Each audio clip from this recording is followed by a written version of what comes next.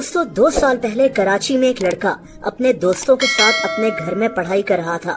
इस लड़के का नाम जजलान फैसल था। ये महीना था मई का, मई 2022। जजलान 19 साल का था।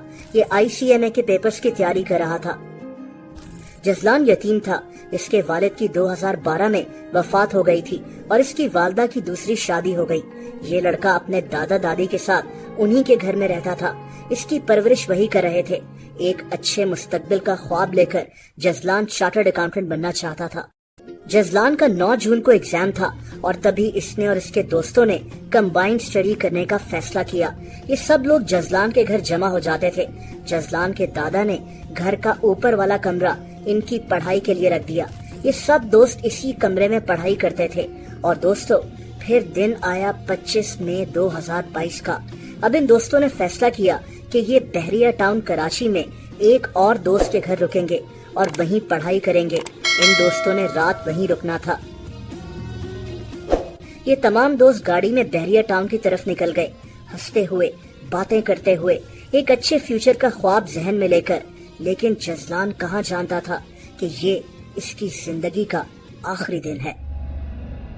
दोस्तों उस वक्त बहरिया टाउन कराची की सुपर हाईवे पर 2 लड़के बहुत ही खतरनाक तरीके से मोटर बाइक चला रहे थे। इनमें एक लड़के का नाम हसनैन था। ये 17 साल का था। ये लड़के वन व्हीलिंग करते हुए बाइक्स को इस तरह चला रहे थे कि ये किसी से भी टकरा सकते थे।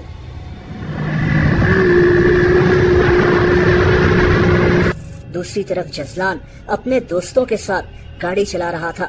ये ड्राइविंग सीट पर बैठा था जब ये बाइक्स बार बार इनकी गाड़ी से टकराते हुए बच रही थी। जजलान ने गाड़ी पास ले जाकर इनको समझाया कि तुम्हारी वजह से हमारा भी एक्सीडेंट हो सकता है।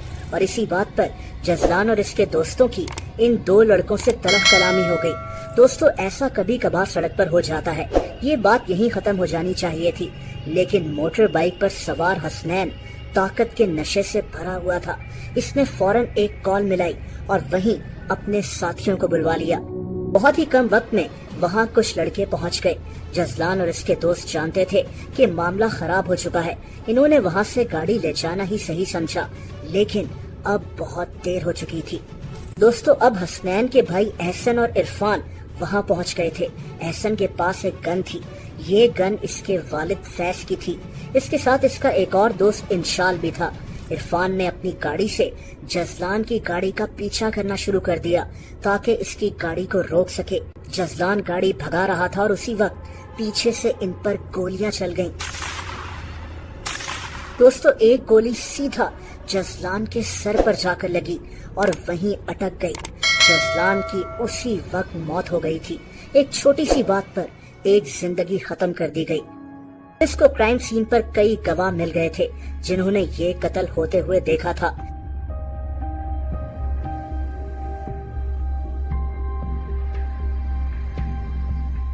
जजलान के दादा दादी जिन्होंने माँ बाप बनकर जजलान को पाला था, उनके ऊपर क्या गुजरी होगी वो तो यही जानते हैं।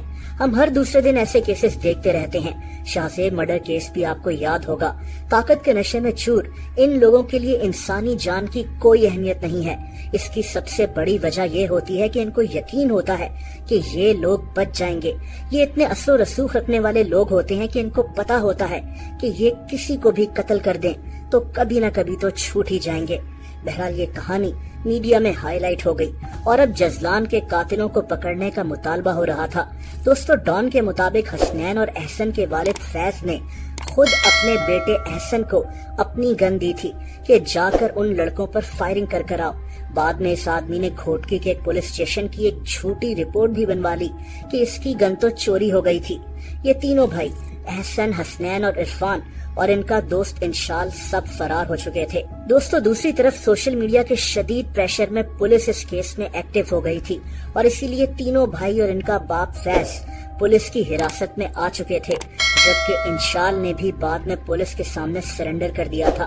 कुछ भी हो जाए, लेकिन 19 साल का जजलान अब वापस लौटकर कभी नहीं आएगा।